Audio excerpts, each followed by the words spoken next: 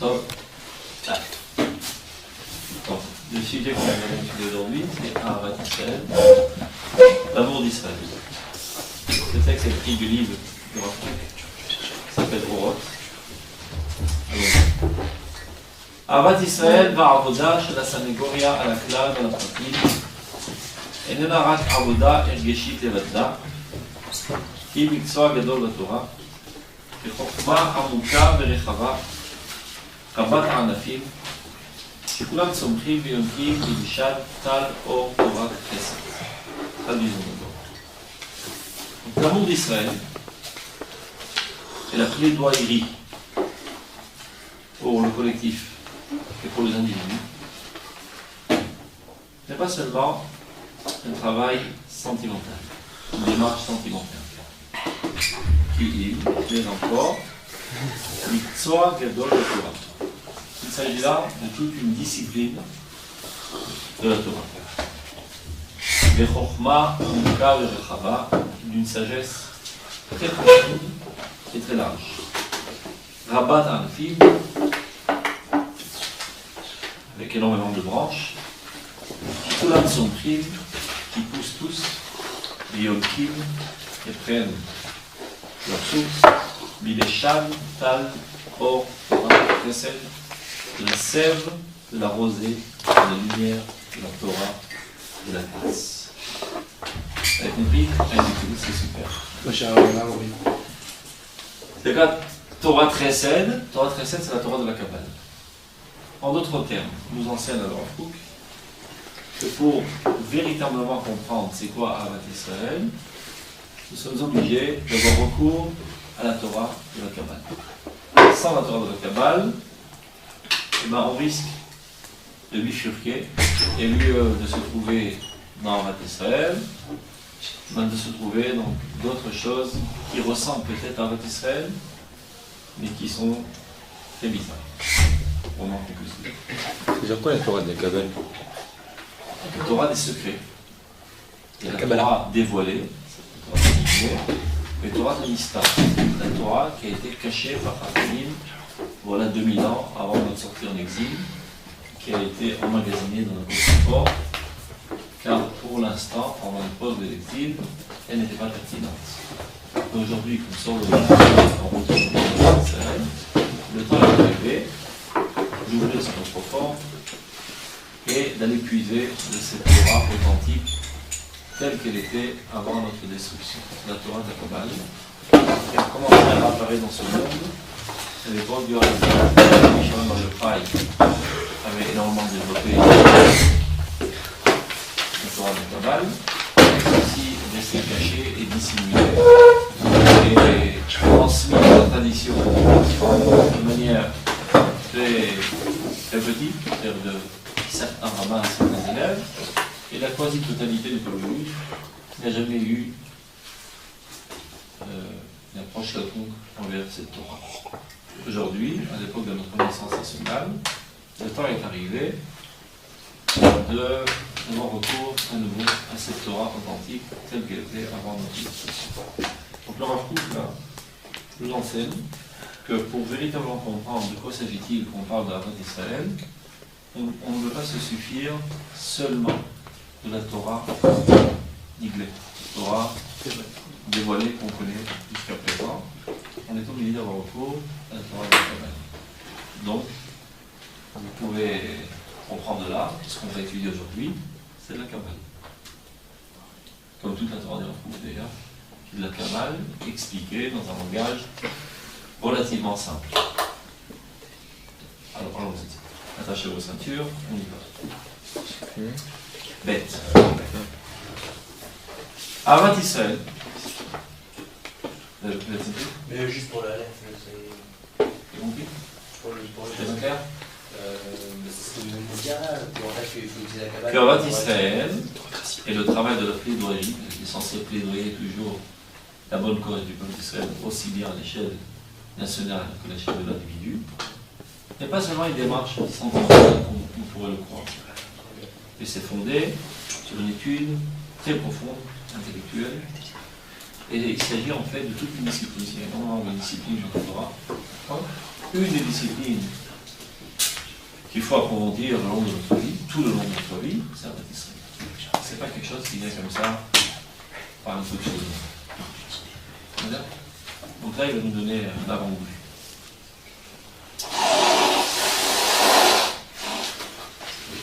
Ahavat Israël, l'amour d'Israël, Itolada Me'aimuna Peora Elohi de Knesset Israël. Je le traduis déjà. L'amour d'Israël est une conséquence de la Emouna. C'est quoi la Emouna? La foi, la croyance, la conviction. C'est intraduisible dans tous les mots en hébreu, mais ça se fait encore plus que le mot Emouna. Peora Elohi de Knesset Israël.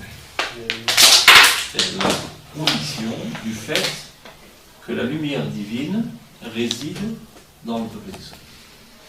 Une fois que tu as compris cela, tu as compris tout le monde de la Torah. L'axiome de base de toute la Torah, c'est de comprendre que la divinité réside dans le peuple d'Israël, quoi qu'il arrive. Quelle que soit leur situation spirituelle, morale ou autre, la Shrina, qui est la résidence divine dans ce monde, se trouve habitée au cœur du peuple d'Israël. Une fois que tu as compris cela, tu peux peut-être arriver à comprendre c'est quoi Ahavat Israël. Sans comprendre cela, tu n'as rien compris à Ahavat Israël. C'est clair? Revenons ça dans le texte.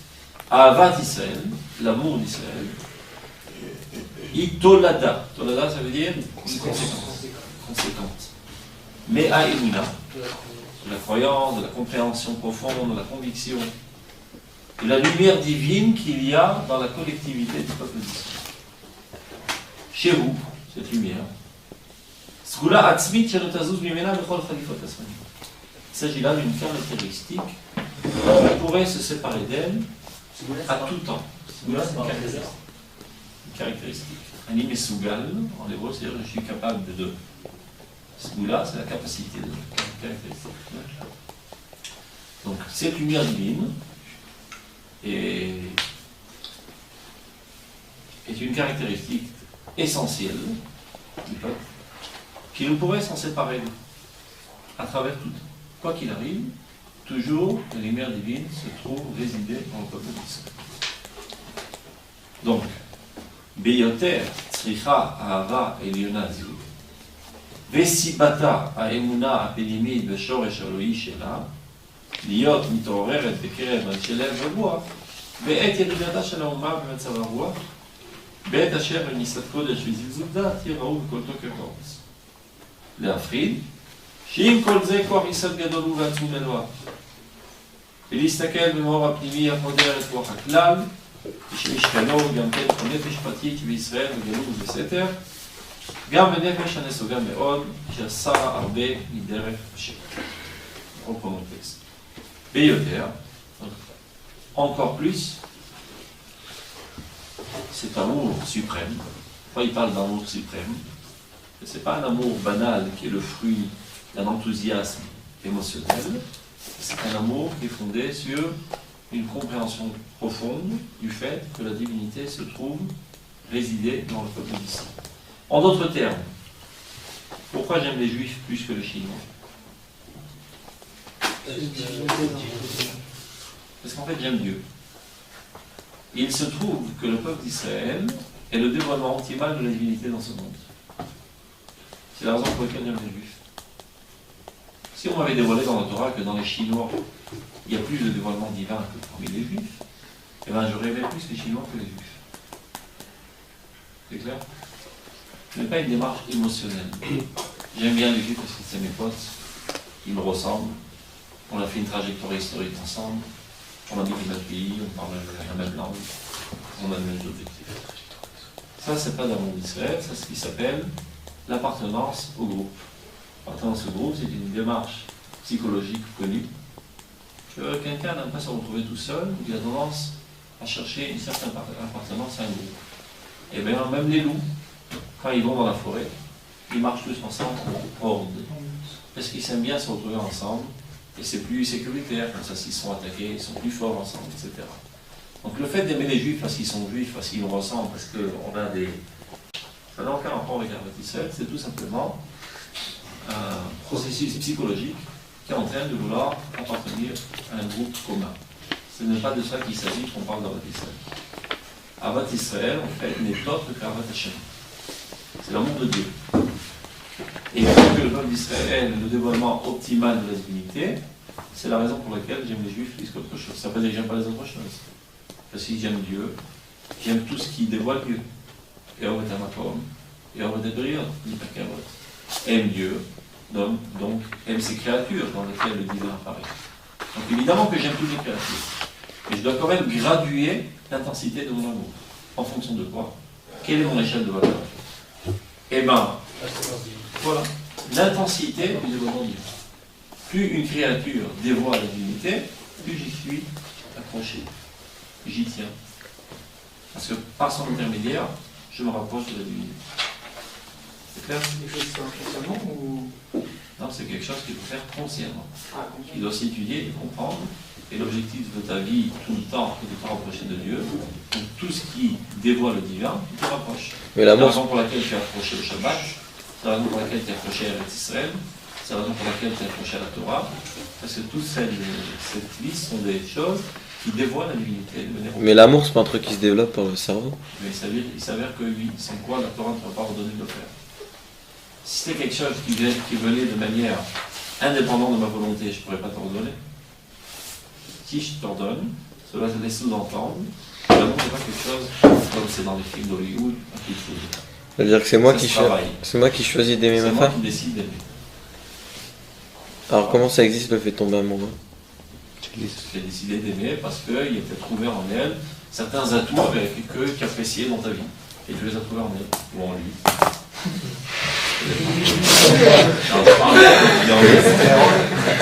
Je parlais d'elle quand ils ont envie. Les idées mal placées. À savoir. Donc dire que là, en fait, c'est pas du tout ce qu'on pensait, c'est pas j'aime un juif, voilà. etc. Alors pourquoi le Beth Amikdash n'a pas été détruit parce qu'il n'y avait pas justement la base d'Israël? Justement, c'est exactement ce qu'on va développer. Un petit peu de patience. Revenons au texte. Donc, Ahavat Israël. Je vais le dire même 10 fois s'il faut. Les choses sont un peu difficiles, il faut le voir dans le crâne. Ahavat Israël, donc l'amour d'Israël, Itolada me'emuna be'ora eloki shel Israël, est une conséquence du fait que la lumière divine réside dans la collectivité du peuple d'Israël. Chez vous, chez qui, on dirait, cette lumière, Sgula Atzmit, c'est une caractéristique essentielle. C'est pas quelque chose d'hasardeux, c'est essentiel. Par exemple, le fait que cette table soit en formica, ce n'est pas essentiel à la table. C'est par hasard. Le fait qu'elle soit de couleur beige, c'est par hasard. Le fait qu'elle soit en bois, c'est par hasard. Le fait qu'elle ait des pieds en fer, c'est par hasard. Ce n'est pas essentiel à la table. Qu'est-ce qui est essentiel à la table? Une plateforme surélevée du parterre. Ça, c'est essentiel à une table. Moins que ça, c'est plus une table. Mais de quelle couleur, quelle forme, de quelle matière, c'est hasardeux. Le fait que la divinité se trouve dans le peuple d'Israël, ce n'est pas quelque chose d'hasardeux.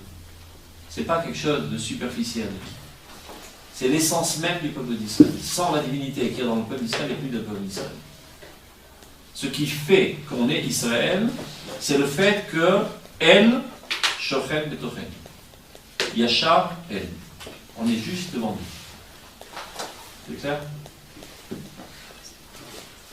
Donc, si on a bien compris cela, que l'amour d'Israël... Tu veux rajouter quelque chose? Moi, je vais chuchoter. On dit tout fort. Comment on fait? Si tu parles, c'est très important. Donc, profiter de nous. Donc Beyoter, spécifiquement, Tzricha Ahava Elionazu, c'est amour suprême. Et Sibata, et sa cause, quelle est la cause de cet amour? La divinité qui s'y trouve. Et Sibata, il explique Aemuna Plimit Beshoresh Eloki Shela, cette conviction profonde de sa racine divine qui est en elle. Liot Mitorer, cet amour-là devrait s'éveiller. Bekerev Anshelem, au sein des gens d'esprit. Qui sont les gens d'esprit dans le peuple d'Israël? Chachamim. T'as vu des Chachamim? Les rois. Be'et Yeridata Shel Haouma Bematzav Haouma. spécifiquement quand la nation est en décadence spirituelle. C'est clair ce que je viens de dire? Non. Quand est-ce que spécialement les Chachamim devraient s'éveiller dans le monde d'Israël et de crier sur tous les toits l'amour d'Israël, d'Afka quand la situation religieuse, morale d'Israël est au bas des paliers. Parce que de dire d'aimer les Juifs quand ils sont sympas, les Juifs, ça il ne faut pas être très malin, mais qui le comprend? Tout le monde aime quelqu'un de sympa et de noble et d'idéaliste. Toute l'astuce, c'est d'être capable d'aimer quand il n'y a rien pour aimer. Vous comprenez? Si quelqu'un est gentil, il est bon, il est généreux, il est idéaliste, il ne l'aime pas, n'importe quel idiot ne l'aime. Toute la grandeur d'âme est d'être capable d'aimer quand il n'y a rien pour aimer. Mais ça c'est un sentiment, c'est pas avec le cerveau. Comment? C'est pas avec le cerveau qu'on aime sans raison. Je répète. Vous avez dit que le sentiment de l'amour il se développe par le cerveau. Non. Mais s'il n'y a pas de raison, le cerveau il va rien développer. Quelle est la raison? Hein? Et quelle est la raison? Il n'y a pas de raison, c'est un sentiment justement, c'est incontrôlable. Je répète, quelle est la raison pour laquelle on doit aimer le peuple d'Israël? Parce qu'on aime Hachem. Parce que la divinité se trouve en elle. Oui. Est-ce que la divinité se trouve en elle?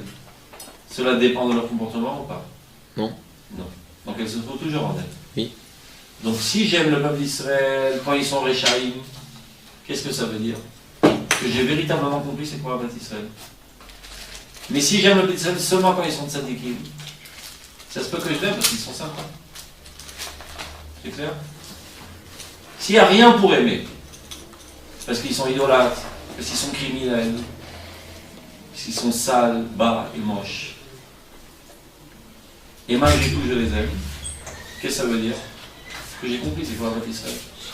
Que j'aime le peuple d'Israël parce que la divinité se trouve en elle. Et si par malheur j'arrête d'aimer le peuple d'Israël quand il devient Réchaïm, qu'est-ce que ça veut dire? Ça veut dire que je comprends que la divinité réside dans le peuple d'Israël à condition. Ça veut dire qu'il faut aussi aimer. À condition qu'il soit tzadikim. Vous savez ce que ça veut dire? Ça veut dire que je suis un bon chrétien. C'est le fondement même de la théologie chrétienne. De dire qu'il est vrai que la divinité a résidé dans le peuple d'Israël, mais un beau jour, les Juifs ont dévié du bon chemin et Dieu les a repliés. Il les a chassés. C'est du verset 2. Et à la place du peuple d'Israël, il a pris Jésus et ses 12 apôtres. Et de là a commencé le nouveau peuple d'Israël. Parce que eux, c'était des grands séducteurs.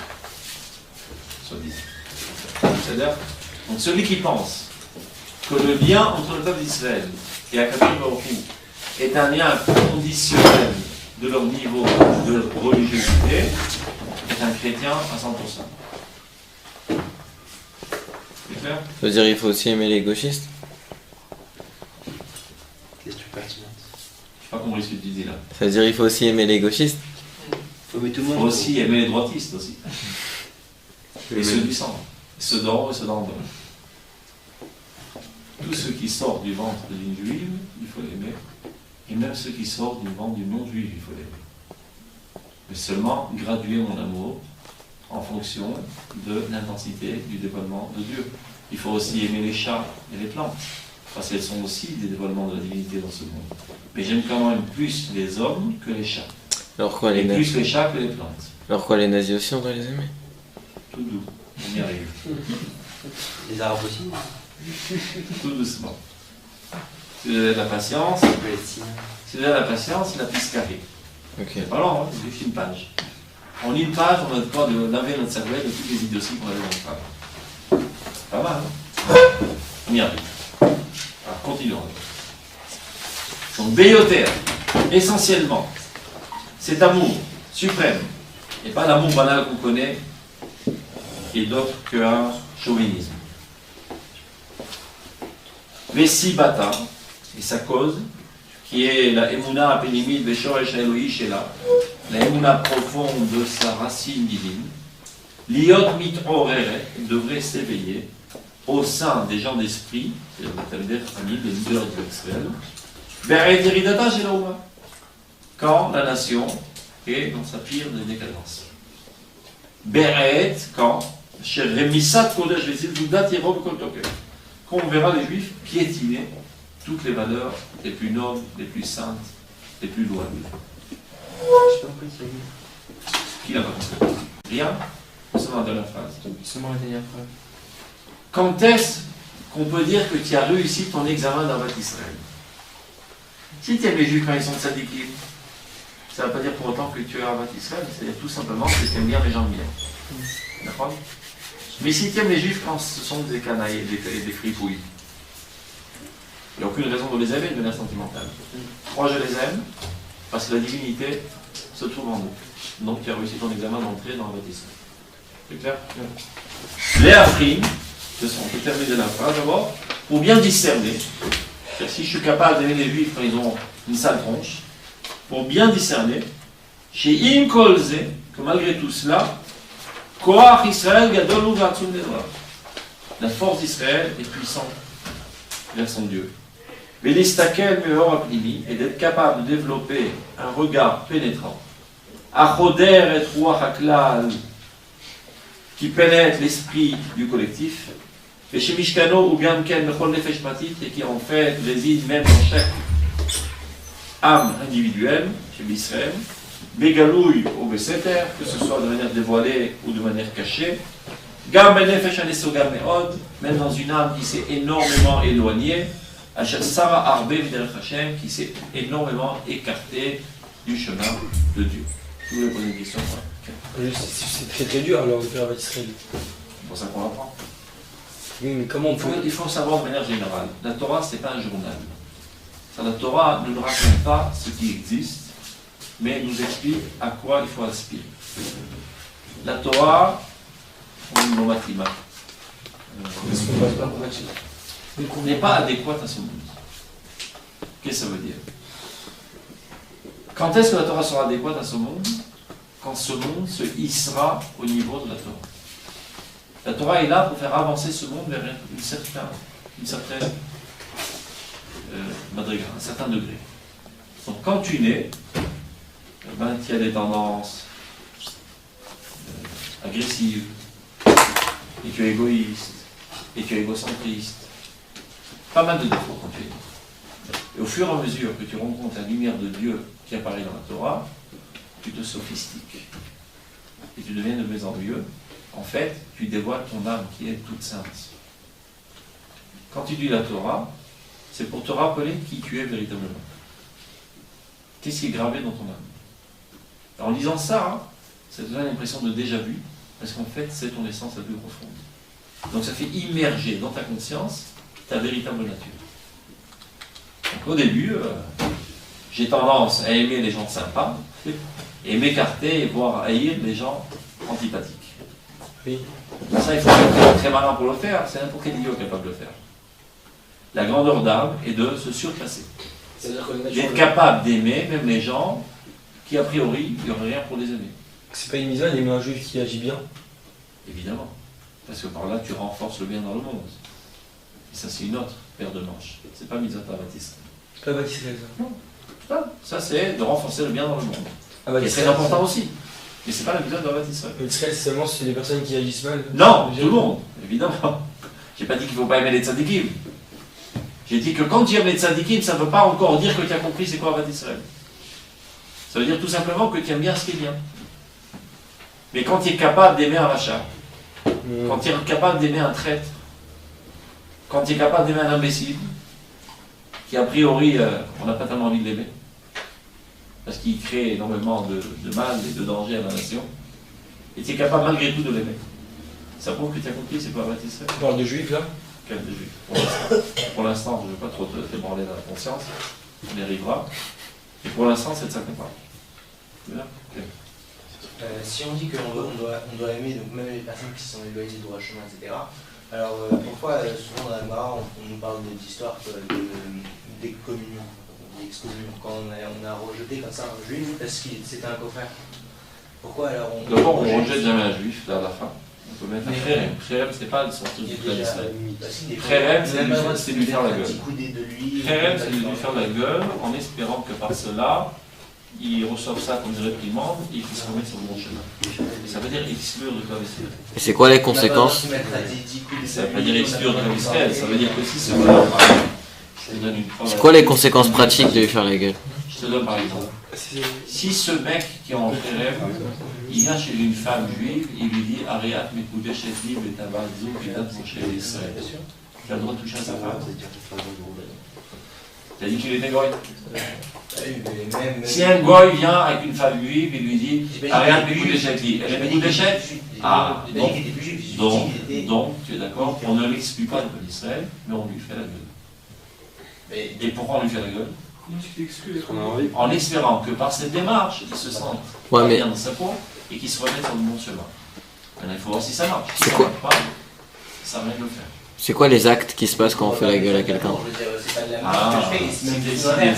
C'est comme si tu me dis quand je fous une baffe à mon fils, c'est-à-dire que je le haïs. Non, pas du tout, mais par exemple dans la démarche, je ne sais plus avec quel rap, mais à un moment il était en désaccord avec des gens, il a été excommunié. Ouais, exactement. Il a été jusqu'à la fin de sa vie, jusqu'à sa mort, il a été excommunié alors qu'il avait des tas de paroles de Torah à enseigner, il ne pouvait pas les enseigner, etc. Il t'a dit que c'est de la haine. Il a toujours été. Il a dit que c'est de la haine. C'était pour l'éduquer à savoir que la règle est selon l'Europe. C'est-à-dire quoi? C'est-à-dire qu'il n'était pas éduqué. Au moins il l'a retenu la notion. Que cette notion n'était pas à s'inculquer dans sa conscience.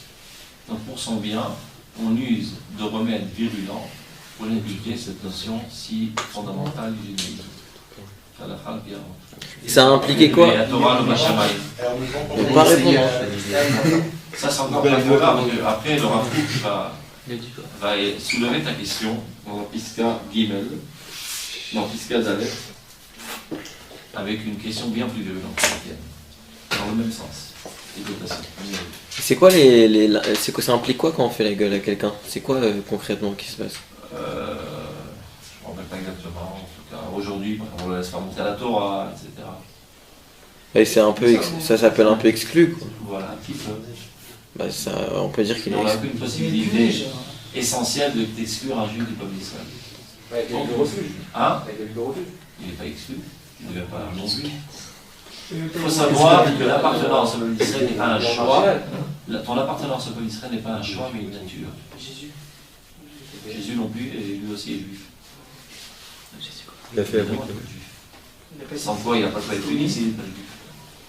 Si quelqu'un dit voilà, je ne suis plus juif, hein. Bon, maintenant je suis passé le Shabbat, vous passez là-dedans. Non, tu arriveras en Lamaba, en Lamaïdion, mais tu paieras la postcation en tant que juif. C'est qui est juif. Le fait des juifs n'est pas un choix, mais une nature. Je suis d'accord, mais par exemple, si on prend l'exemple des villes de refuge, vraiment 6 mois, quand j'ai mon sur une ville de refuge, je me sentirais exclu. Tu peux te ressentir subjectivement, mais objectivement, tu n'es pas exclu. C'est exactement ce qu'on est en train de dire. L'existence ne se définit pas en fonction de tes sentiments subjectifs. C'est une existence absolue. Le fait que tu sois juif, c'est parce que tu es sorti du ventre d'une juive. Comme un chat est sorti du ventre d'une chatte, et c'est comme ça qu'il est devenu chat. C'est une nature. Toi aussi, tu es sorti du ventre d'une juive et tu es juif. Que tu le veuilles ou que tu ne le veuilles pas, que tu sois rebelle ou non rebelle, tu seras comme un juif pour l'éternité. Tu ne peux jamais sortir de ton Israël. Tu peux faire en sorte que tes enfants n'appartiennent pas au ton Israël. C'est dans les coups. C'est le cas de 80% des juifs de France. 100%? C'est nombreux que ça en France? Non, c'est qui fait vos En statistiques? moyenne, entre 60 et 90. C'est qui a fait vos statistiques? La vérité. Revenons. C'est quoi le pourcentage d'hommes qui sont avec des chigouilles? 80%. Continuons. Aguilouille. Vous voyez où on en est?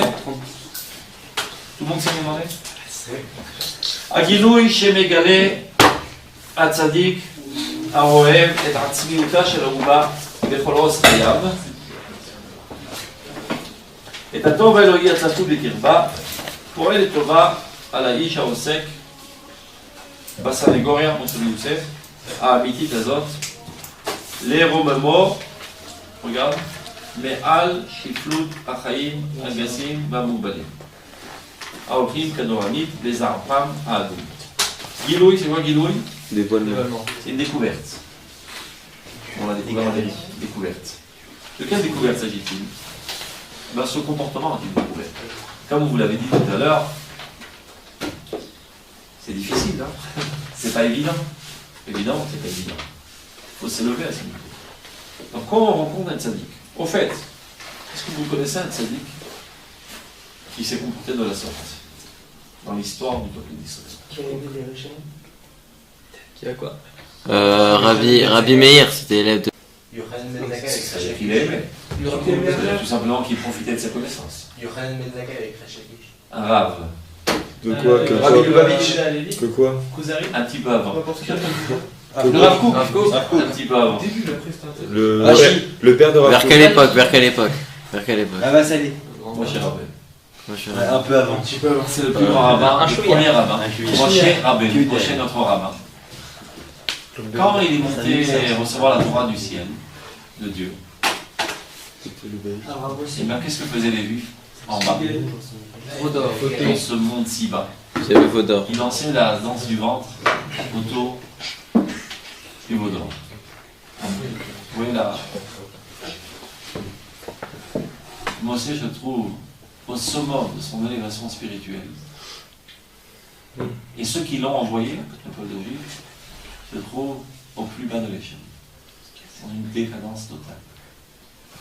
Là, à quel point intervient et faire, mon cher Rabbeinu, un examen d'entrée pour être un véritable leader du peuple d'Israël.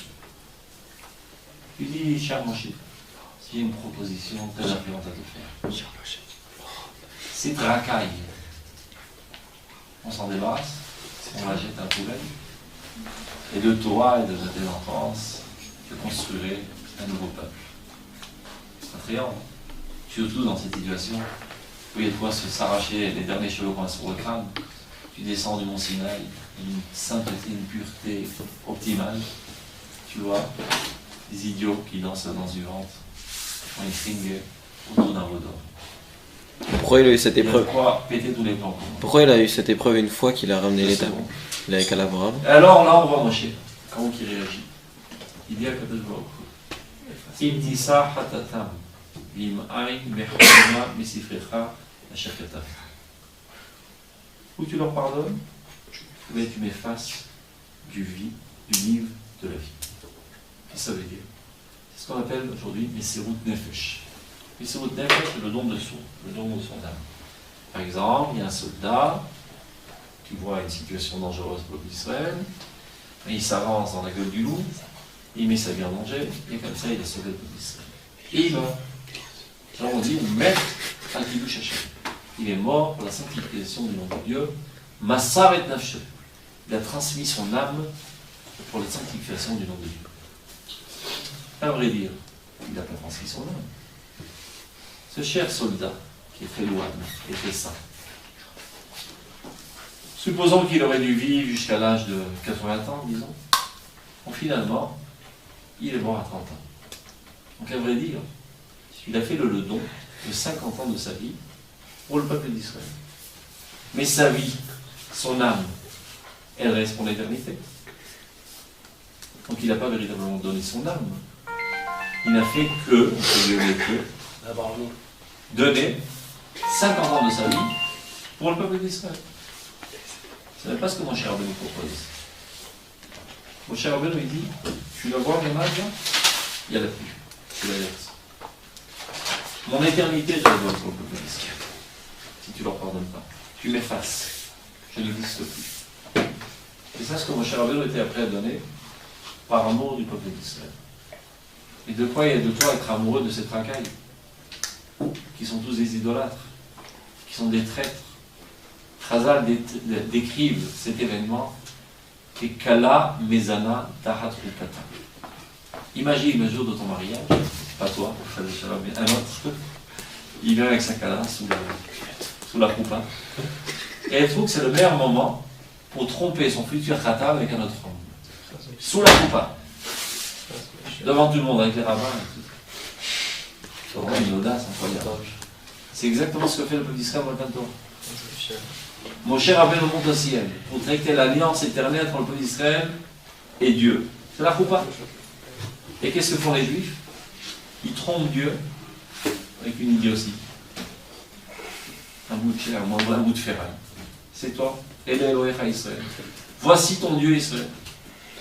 Il y a de quoi s'arracher tous les cheveux, péter tous les plombs, claquer tous les nerfs. Donc, a priori, quand Kadosh lui propose cette proposition, il doit dire oui, mais évidemment, on s'en débarrasse de cette racaille. Alors moi, tu as 5 enfants, On fera un peuple extraordinaire. Et Moshe Rabbeinu ne tombe pas dans le piège. C'est un piège que Dieu a tendu à Moshe Rabbeinu. Pour savoir s'il est véritablement capable d'être un véritable berger de son troupeau. Mais il te demande si ça va être un bon berger une fois qu'il a reçu l'étape de la loi. Oui. Et pourquoi il l'a pas fait avant? J'ai pas compris. Genre il lui amène l'ultime épreuve au moment où il... Oh, la situation la plus critique.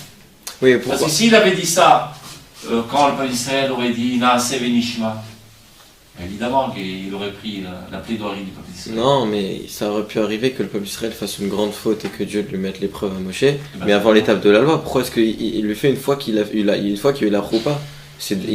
Moshe il les a déjà Mais c'est reçus. la pire des situations les plus critiques. Oui, mais Moshe... Puisqu'on est en train de conclure l'acte d'amour éternel entre Knesset Israël et le peuple d'Israël trompe à quelque fois avec une idole. Il n'y a pas une pire de situation que cela.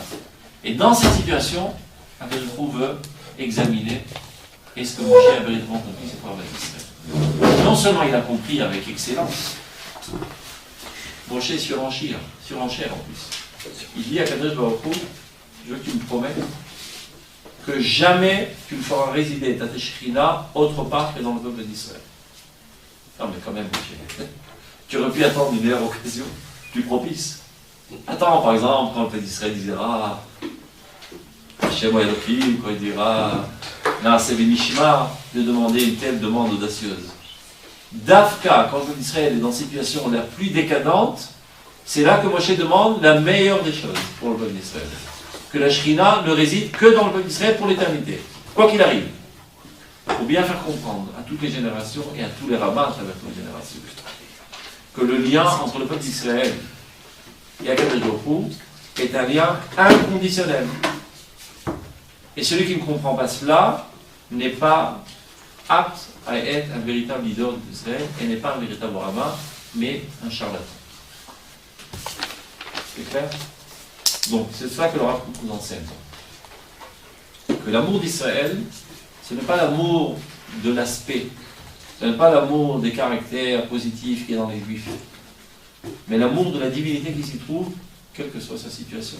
Donc, quand est-ce que tu décèles quels sont les véritables bergers du peuple d'Israël? C'est ceux qui sont capables d'enseigner et de crier sur tous les toits l'amour d'Israël quand la situation d'Israël est la plus catastrophique. Ceux qui parlent du bien d'Israël de manière théorique, il y en a pas mal comme ça, qui donnent des cours enthousiastants sur l'amour d'Israël, mais ils détestent les Juifs. C'est théorique, théoriquement, en Israël, ou bien Israël, ou Mont Sinaï. Mais aujourd'hui, cette génération, c'est de la racaille. Ce sont des charlatans. Ils ne sont pas les porte-paroles de Dieu. Les porte-paroles de Dieu sont ceux qui aiment le peuple d'Israël comme Dieu aime le peuple d'Israël. Et Dieu dit à propos du peuple d'Israël, Kulach yafa mariati umum emba. Tu es toute belle, ma bien-aimée. Il n'y a aucun défaut en toi. Et Dieu, il est aveugle. Il ne voit pas les problèmes. Il ne voit pas les défauts. Dieu sait discerner entre les problèmes passagers et les sens. Les sens d'Israël, l'intériorité d'Israël est toute pure et toute sainte. Il arrive que ça et là, il y ait des petits nuages qui cachent ce soleil luisant. Mais Dieu, qui a un regard pénétrant, il sait voir les choses à leur juste proportion. Comme par exemple, si tu demanderais aujourd'hui à un journaliste, petit bien, monsieur le journaliste, me décrire le peuple d'Israël, ce segment historique du peuple d'Israël, a traversé du désert, quand ils sont sortis d'Égypte. Il va dire c'est un peuple de râleurs, qui n'arrête pas de demander, une fois ils veulent de l'eau, une fois de la viande, une fois ils ont le ras-le-bol de la manne, une fois ils ont langui des courgettes, une fois ils ont langui le peuple de râleurs. C'est comme ça qu'il décrirait le peuple d'Israël. Et on passe le micro à Kadosh Baruch Hu. Qu'est-ce que vous en dites du peuple d'Israël? Kadosh Baruch Hu dit Zacharti lach chesed noraich, ahavat kelolotaich, lechtech acharai bamidbar, ve'eretz bozerot. Mais je suis souvenu de la bonté de ta jeunesse. Ahavat kelolotaich, l'amour de tes noces. du fait que tu sois allé après moi dans le désert, dans une terre non ensemencée. C'est tout ce que Dieu se souvient de la traversée du désert. Pas quoi, Dieu, il a de l'eau, ils ont bu de la viande, ils ont bu de la manne, etc. Il dit, David dans son livre de Kuzari, Ashrei mi she'avonotav surim. Heureux celui dont ses péchés sont comptés. C'est-à-dire sont limités. Eh bien, essayons de faire un petit peu de la shonara tous ensemble sur le peuple d'Israël pendant la traversée du désert. Alors, quels étaient les péchés? Vas-y, tu es le premier à ouvrir le bal du shonara. Le veau d'or. Le veau d'or. 1, 2. La caille. Les cailles. 2. Les courgettes. Les courgettes. 3. Les orateurs. Les orateurs. 4. Non, C'est limité. c'est vite fini. Ils étaient. Il y en a 10, il y en a 10 en tout. Ah, Il y en a 10 en tout. Cora, non? Ils ont trouvé Cora. 4, 1. Il y a une histoire de trouver de l'eau pas bonne avec des bonnes. On a soif. 6. Ouais, le bâton là et le rocher avec Moshe. Non, ça c'est manché. Ah, c'était crasse. Non, mais c'était le peuple qui voulait. Ouais, c'était le peuple qui voulait. C'est l'eau. De quoi pour Les péchés du peuple d'Israël pendant la traversée du désert. Quand ils ont été avec les fils de trucs. Le rocher, non Avant de sortir. Ouais, il a. Égypte. Hachem, Ceux qui voulaient rester en Égypte, non. Non, ceux-là, ils sont les morts. filles de Ils Midian. sont sortis. Hachem, les filles de Midian. Quand ils sont avec les filles de Midian. là. Ah oui. Ouais. Avec Pinchas. Alors, c'est fini? Il en reste 3. Il n'y a plus de créativité pour du national. Vas-y, Manu. Il y a quelque chose à dire? Il y avait Là, une- il y a ça dit. 7. Top, exagérons la Marseillaise, 10. C'est-à-dire 10 péchés en 40 ans. C'est bien, c'est 10 qu'on a qui était à Tu peux le faire. Hein. Combien de péchés tu as fait depuis ce matin? Sans te faire honte. Bah, c'est 5 moi. Voilà. En un jour. Et où tu les as fait? Ici, en dessous des cours. Sous la clim. Sous la clim, tu as bien mangé, tu as bien bu. Et tu trouves encore le moyen de pécher. Mais dans quelle situation ils étaient vécus? Pendant 40 ans, on marche dans le désert. Tu sais, tu as déjà marché dans le désert? Pas en jeep avec la clim et du Coca-Cola. Tu marches. Et tu traînes sur ton dos, ton fardeau. Et tu traînes avec toi tes enfants. Et ta mère et ta belle-mère sur le dos. Et des chèvres et des brebis. Et tu marches, et tu marches, et tu marches. Et où tu vas exactement? Nulle part. Tu vas vers ta mort. Parce que vous savez bien qu'après 1 an, quand il y a eu la faute des explorateurs, Dieu leur a dit Calme, iplou pigrechem. Ici tomberont vos cadavres. Vous ne rentrerez pas en terre d'Israël. Donc Dieu les fait tourner en bourrique pendant 40 ans. Ils sont fidèles à Dieu. Amoureux fous de Dieu. Ils courent après Dieu comme une femme, comme ça, qui est toute envoûtée d'amour de son bien-aimé. En sachant exactement qu'ils ne vont nulle part. Par amour de Dieu. Donc si ça et là, de temps en temps, on dit oh, j'ai soif. C'est compréhensif. La manne, c'est bien bon. Mais ras-le-bol de cette manne. Regardez ici au. Près d'en haut, on appelle ça. À la cantine. À la cantine. Ma masse, toujours le même poulet, etc. Alors que vous avez peut-être une vingtaine de menus différents. Finalement, il y a ras-le-bol. C'est sympa, une dizaine. Une dizaine de menus différents. Et qui est très bon, et très épicé, etc. Des bons schnitzel au maïs. Des bons schnitzel au maïs immangeables. Je n'avais jamais goûté ici, mais c'est pas grave. Mais c'est pareil dans toutes les cantines. Et tu dis, oh, ras-le-bol. Tous les jours, le même menu. La même tronche. C'est exactement la même forme. C'est vrai que tu peux fermer les yeux, imaginer que tu manges un beefsteak ou tu manges une glace dans un maillon, etc. Mais par classe, c'est la même chose, ras-le-bol. Donc c'est compréhensif, on dise ouf, on est marre de cette marque. Donc il faut voir dans quelle situation les péchés ont été faits. Il faut savoir relativiser les choses. Et Dieu sait relativiser les choses. Le veau d'or, il n'y a rien à relativiser. Ah, le veau d'or. Le veau d'or, il explique Rabbi Yehuda Levi. Mais là, on va pas faire du limite. Après qu'on a expliqué la gravité de la chose. Ça va bien, c'est pas moins grave, mais c'est aussi très grave. Il dit Rabbi Yehuda Levi, en fait, le problème était que jusqu'à présent, ils avaient un intermédiaire entre eux et Dieu. C'était Moshe. Pour eux, toute leur approche vers Dieu se faisait par l'intermédiaire de Moshe.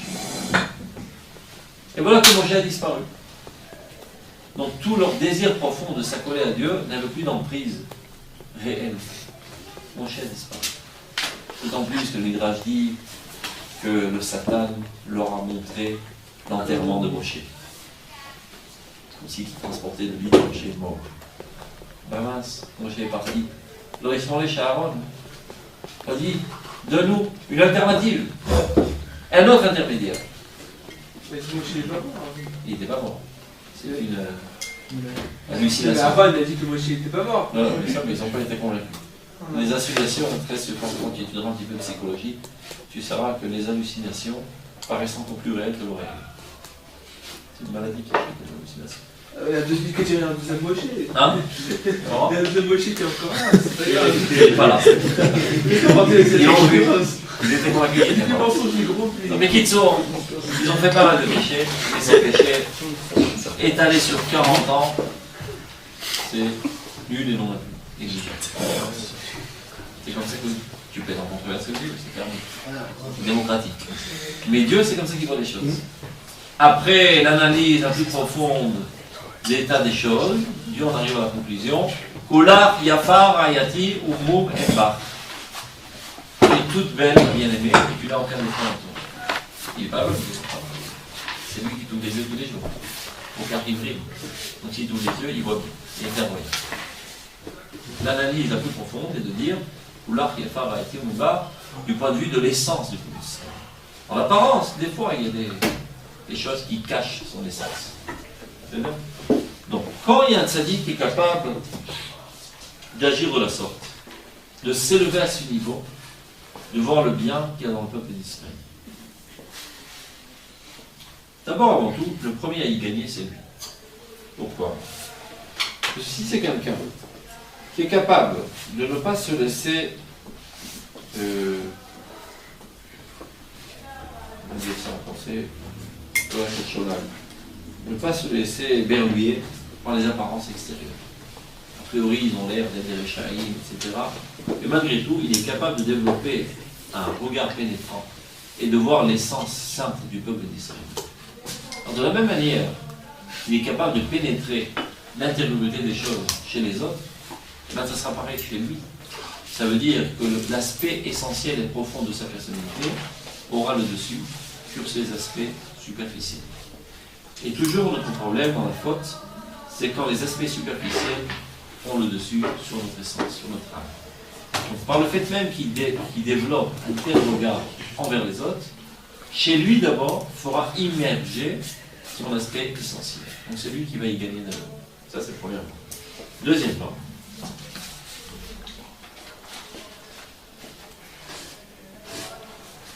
La Péoula Choseret Boroscouli, Al-Klalou Taruma ou Pater. Ceci a une influence de manière miraculeuse sur toute la nation et tous les individus. L'Achnis Bam, Koach Me'orer Lechen ou le Chesed, d'éveillant en eux une force de grâce et de bonté divine. Shifales Mehem Orach Lechuba Be'ava, ils feront en sorte qu'ils reviendront vers Dieu avec une chova emplie d'amour. Encore une fois, comment ça marche?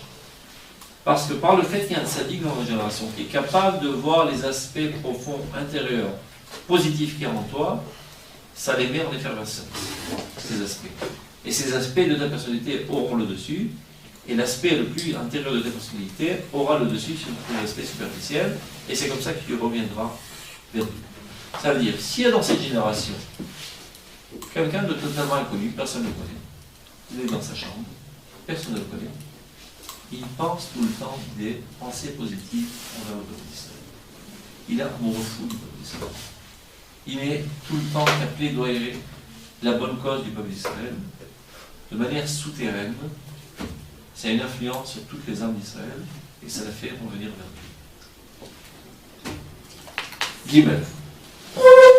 Ava gdola she'anachu ohavim et tumatenu lo tesameh et einenu v'nevaker et kol murmea. אבל איננו מוצאים את עצמיותה גם אחרי הביקורת היותר חופשית, נקייה מכל מום, כולך יפה רעייתי ומום אין בה. Je traduis. Le grand amour que nous éprouvons envers notre nation ne pourrait nous rendre aveugles à tel point qu'on perdrait notre esprit critique. C'est pas parce qu'on a amoureux faux du peuple d'Israël qu'on devient aveugle et qu'on n'est plus capable de critiquer et de voir les défauts qu'il y a en lui. Au contraire, plus les défauts qu'il y a en lui te font mal. Si tu l'aimes. Tu comprends? Pas avec quelqu'un avec qui tu n'as aucun contact, aucun lien. Pas une étendue. Ça te dérange, mais pas trop. Et quand c'est quelqu'un que tu aimes énormément, ça te dérange énormément, parce que tu l'aimes, et ça te fait mal. Donc surtout ne pas croire que d'être amoureux fou du peuple d'Israël, ça atténue ton esprit critique. Et de dire, non, tout est pour le bien, la mère des mondes, les juifs ils sont extraordinaires. Ils n'ont aucun problème. Non, c'est pas ça qu'on doit arriver. C'est vrai que l'amour fou du peuple d'Israël, parallèlement à cela, je suis vigilant et je vois exactement ce qui se passe. Dans les plus petits détails, je vois les faiblesses, les défauts, et ça me dérange, et ça me fait mal. Et je suis très perspicace, et je vois exactement ce qu'il y a. Malgré tout, dit l'oracle, après la critique la plus libre qu'on pourrait avoir, on retrouve son essence la plus profonde,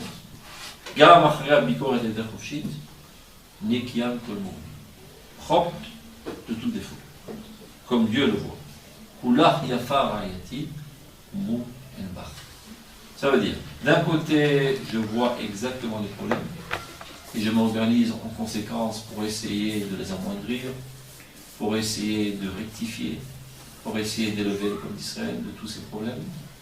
Et en aucun cas, cela ne pourrait atténuer mon approche et ma vision profonde de savoir que son entité la plus profonde est toute sainte et toute parfaite.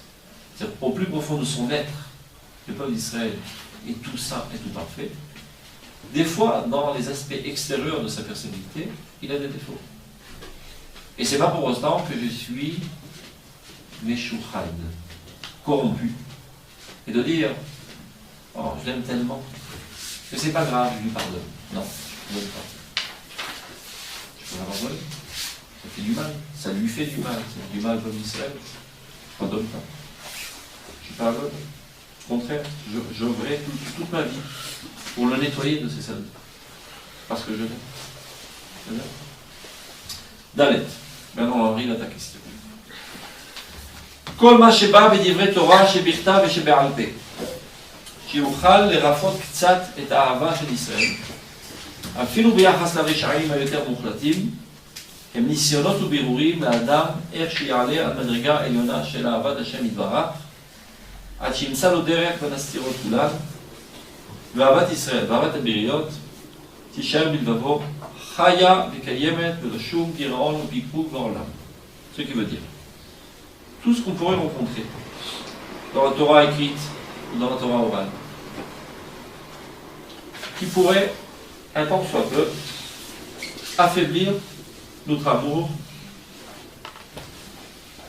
du peuple d'Israël. Comme quoi, par exemple? Par exemple, il y a marqué Kol Rishaim Yeshmid, que Dieu extermine tous les Rishaim. C'est pas tellement Avat Israël, de dire que Dieu extermine tous les Rishaim. Comme il y a marqué Mesanecha Hashem Esna, ô mon Dieu, ceux qui te haïssent, je les haïs aussi. Comme il y a marqué Tachlit Sina Sinetim, je les haïs au summum de la haine. De qui s'agit-il? De Juifs. Okay. Comme il est marqué dans la Gemara, Amaaretz Kol Mikabo, tu rencontres un Amaaretz, c'est quoi Amaaretz? L'analyse, c'est qui se convertit. Non, Amaaretz, c'est un idiot. Un ignorant. Un ignorant, quelqu'un qui est un athée. Tu le rencontres à la synagogue Shabbat, donc à Shabbat, à Yom Kippour, tu prends un poignard et tu le déchires de bas en haut, de sa nuque jusqu'à ses pieds. C'est pas tellement Avat Israël. C'est plutôt salafiste comme discours. Métaphore, Mais ignorant. mais même la métaphore, elle est un petit peu virulente. Koro, tu le déchires, comme Dash. Il faut par là, et maintenant il par là. Dans le dos. Tu le déchires dans son dos de haut en bas. C'est pas tellement votre d'accord, pour le moins qu'on puisse dire.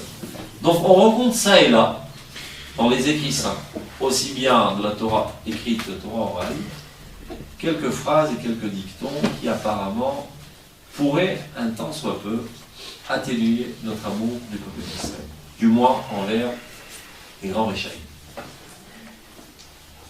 Quel est le rôle? Quel est le rôle de ces phrases, de ces soutines et de ces dictons de la Gemara? C'est pour leur faire un tikkun, on va les aider finalement pour purifier leur âme. Et toi, qu'est-ce qu'il en est? Tu sais que les chrétiens aussi voulaient purifier notre âme. Ils nous ont cassé la croix sur la tête, et ils ont tué comme ça des centaines de milliers de juifs. Donc, vraiment qu'ils soient bien clairs, il ne s'agit pas de. Il ne s'agit pas de manière opérative, ce ne sont que des métaphores. Oui, je sais. Mais ça bien clair, déjà, c'est déjà pas mal. C'est-à-dire qu'on doit le briser, en gros, c'est-à-dire qu'on doit briser la personne qui est en dehors de toute cette Torah, etc. On doit la briser pour que. Et quand tu fais ça, qui est rempli d'amour d'Israël? Ben non, oui, parce que finalement, c'est pour lui qu'on fait ça. On va voir. Alors regarde, j'ai compris ce que tu dis. Regarde en tête. Même à l'époque, on a tué les gens qui faisaient pas cheval. Pas seulement à l'époque, mais dans le futur, ça sera pareil. Alors quoi? Avec il passe là. Hein? Avec il passe là. C'était jugé. Eh bah, tu le lapides avec amour. C'est bien que tu dis en rigolant, mais c'est pas cynique. Tu sais que dans la Gemara, il y a marqué Brorlo mita yafa. Choisis-lui une bonne mort. Une belle mort. Qu'est-ce que ça veut dire? Par exemple, quand tu l'étrangles avec une corde, eh ben, mets-lui un bout de chiffon ici pour ne pas faire une égratignure sur la peau. Tu dis, bah mince, je m'en fous de la peau, là, je vais le tuer. Le tuer, t'es obligé, mais lui gratiner la peau, t'es pas obligé. Pour le faire souffrir de plus. Mais il n'y a pas pour des. Donne-lui un petit peu de vin pour ne pas qu'il ait trop peur. Mais pas trop, pour qu'il s'en rende conscient. Parce que s'il n'est pas conscient, donc il ne va pas faire tes chevaux, donc d'abord ne servirait à rien. C'est une mitzvah qui vient après. Midin, exactement comme il a dit, Ve'afta et Ve'acha, tu aimeras ton prochain comme toi-même. Ça veut dire que la mise à mort n'est pas une vengeance du collectif envers l'individu qui a osé troubler notre silence, mais un tikkun. Exactement comme un chirurgien. Quand un chirurgien te coupe la panse et il te coupe quelque chose, c'est pas parce qu'il te haït, mais c'est pour te guérir.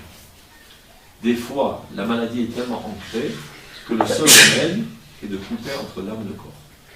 Dans les cas les plus critiques, qui arrivent une fois tous les 70 ans, si ça arrive, et on traite ce beddin de criminel. Ça veut dire que c'est presque jamais arrivé. Mais le fait que ce soit écrit dans la Torah, ça fait réfléchir 2 fois déjà, avant de faire la réponse. Ça peut arriver, c'est même arrivé ça et là peut-être, mais ce n'est pas par une haine ou par une vengeance. C'est tikkun. Et c'est pas de tout ça qu'on parle. On parle seulement pour l'instant des phrases qui ont été dites. Alors regardez. Kol ma sheba bedivre Torah. Tout ce qui pourrait apparaître dans la Torah, aussi bien écrit qu'oral, qui pourrait un petit peu affaiblir notre amour d'Israël, même envers les pires des crapules, et le terme platine, les plus absolus, et nisyonotes. Ce sont des nisyonotes. C'est quoi des nisyonotes? Des épreuves. Des épreuves. Des pièges que Dieu nous tend.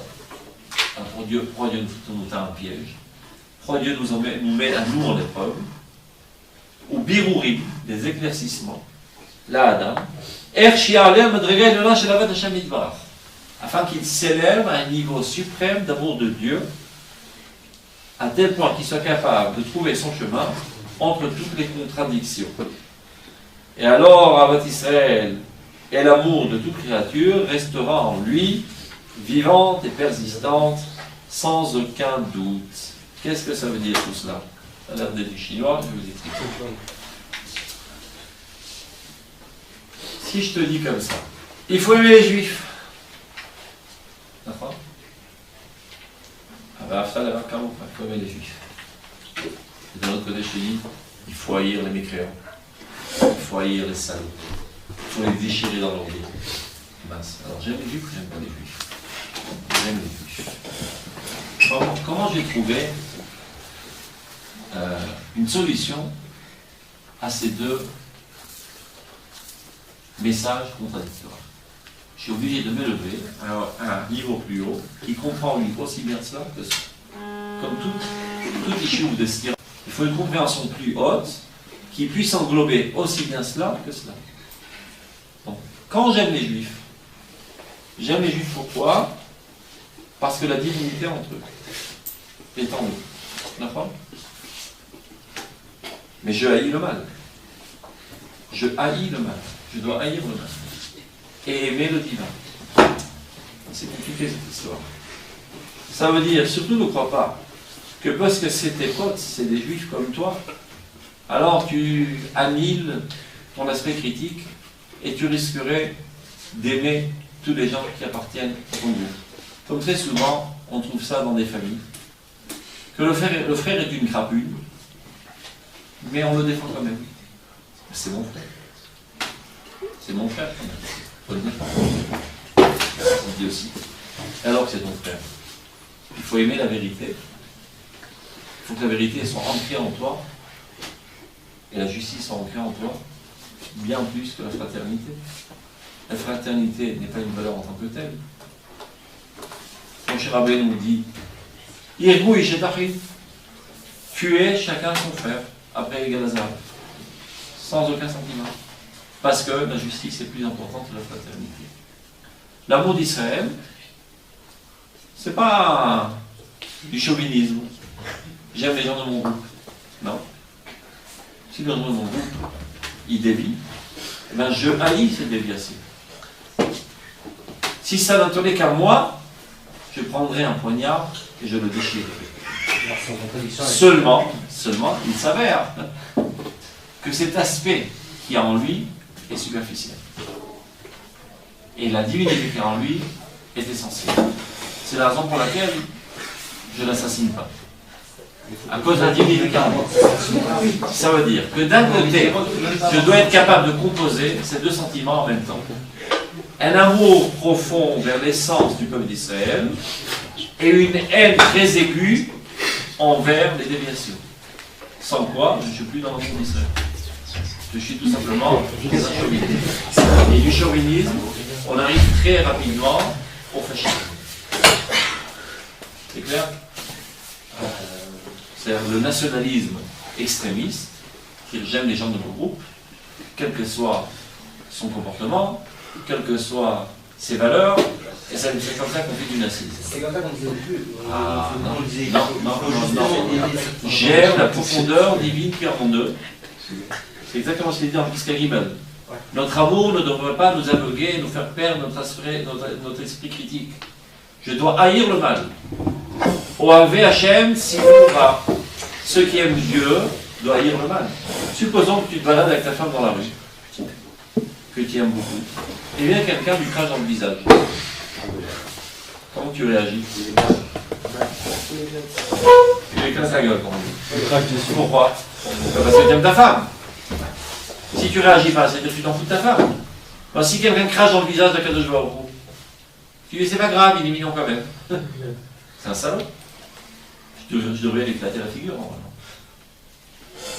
Et on a le droit. Et on a le droit. Non.